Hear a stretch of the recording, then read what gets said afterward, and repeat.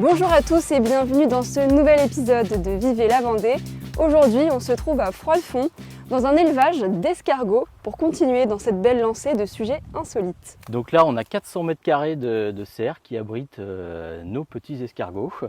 Donc des escargots que l'on reçoit début mai. Donc on achète des naissins, on appelle ça. Donc on en achète 100 000. Et donc ils viennent de Charente-Maritime. Alors faites-nous voir ça, on est curieux. Donc là, on arrive en fin d'élevage, puisqu'on les a reçus donc début mai. On les a nourris pendant ces 5 mois. Et du coup, on arrive à avoir des escargots de cette taille-là. Donc le soir, on lance un arrosage. On met de la farine, c'est ce qu'on voit sur les planches. C'est ce qui reste d'hier soir. Et du coup, la nuit, ils vont sortir et se nourrir. Donc ce sont des escargots qui sont nourris à la farine? Oui. Mais c'est une farine particulière? Oui, donc c'est une farine où il y a un mélange de calcium, de trèfle, de moutarde, de luzerne, tout ce qu'ils aiment. Quelle est la prochaine étape après les avoir nourris? Donc après les avoir nourris, on va les ramasser un par un, en les triant, en prenant les plus gros d'abord. Et puis après, on va les faire sécher.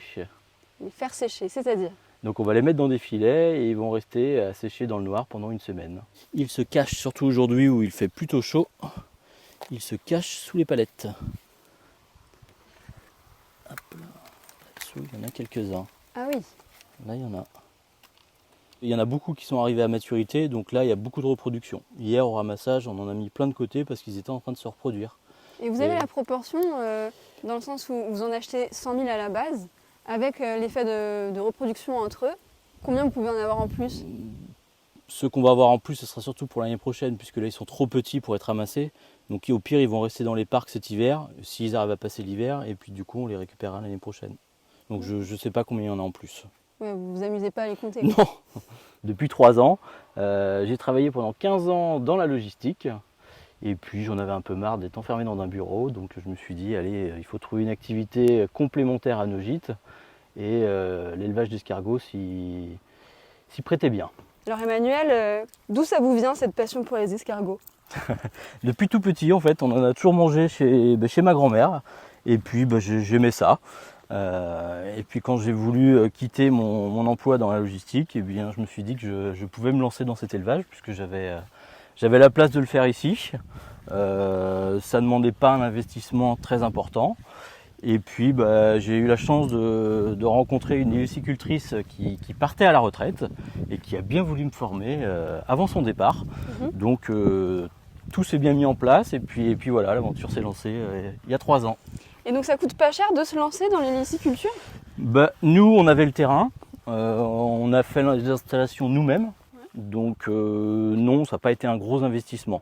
Le labo a été un peu plus onéreux, mais le reste non. Alors là, je viens de récupérer un filet d'escargot, donc il y a à peu près 7 ou 8 kilos d'escargots là-dedans. Ok. Donc là, ils ont séché, et donc là, ils sont prêts à être ébouillantés. Ils ont séché en combien de temps? Donc une semaine à peu près, D'accord. mais ça peut être plus long. Mais là, ils sont vivants ou en hibernation? Ah là, ils sont en hibernation, Ouais. semi-hibernation. Donc c'est semi-mort quelque part? Ils ne sont pas morts, Ok. ils sont encore vivants. Je vous suis, allez. Dans votre labo. Dans le labo, et donc là, eau bouillante, et on les plonge dans la marmite. D'accord. Mais alors là, pourquoi on le fait pas? Expliquez-nous. Eh bien parce que quand on fait du décoquillage, on fait des journées complètes. Et là, on y va, on fait plusieurs filets dans la journée. Alors ici, moi je vais vous parler de comment on prépare les escargots. C'est un travail qui est quand même assez long, assez minutieux. Donc on commence, comme disait Manu, par le décoquillage. Donc c'est la première étape. Donc on les met dans une énorme casserole à l'eau bouillante. Et puis quand ils sont cuits, on commence à les décoquiller un par un. Un par un? Un par un. On a un énorme cure-dent et on les prend un par un. On enlève toute la partie, un petit peu comme le bulot, la partie noire en fait, qui sont les intestins. Donc on enlève ça. Une fois que cette étape est finie, donc ça dure quand même assez longtemps parce qu'on fait des grosses marmites. Là on va faire un courbouillon, donc c'est une cuisson d'1h30 si je ne me trompe pas. 1 heure. Et donc là on va mettre des carottes, on va mettre des oignons. Du sel, du poivre, etc. pour donner un bon goût en fait à nos escargots. Et là, on va les remanipuler. On va enlever en fait les organes génitaux de l'escargot. C'est-à-dire les organes génitaux. C'est-à-dire l'escargot, il est hermaphrodite. Bah oui, c'est pour ça. Voilà. Et en fait, quand on prend l'escargot, c'est un espèce de tube qui est long comme ça, qui est blanc, qui est à l'intérieur. Et c'est souvent ça que nos mamies laissaient dans l'escargot et qui était très élastique à manger. Ceux qui n'aiment pas l'escargot, qui ont un souvenir comme ça, en fait, c'est souvent cette partie-là qui n'était pas enlevée par les grands-mères. Elle faisait exprès, vous pensez? Moi, je pense que ça va peut-être pas, ou je ne sais pas. On saura pas, c'est le mystère. On ne saura pas. Donc, une fois qu'on a fait ça, on les met en bocaux, on les passe à la stérilisation, et du coup, ça finit comme ça. Donc là, on voit nos petits escargots qui sont prêts à être cuisinés. D'accord. Et ça, vous les vendez?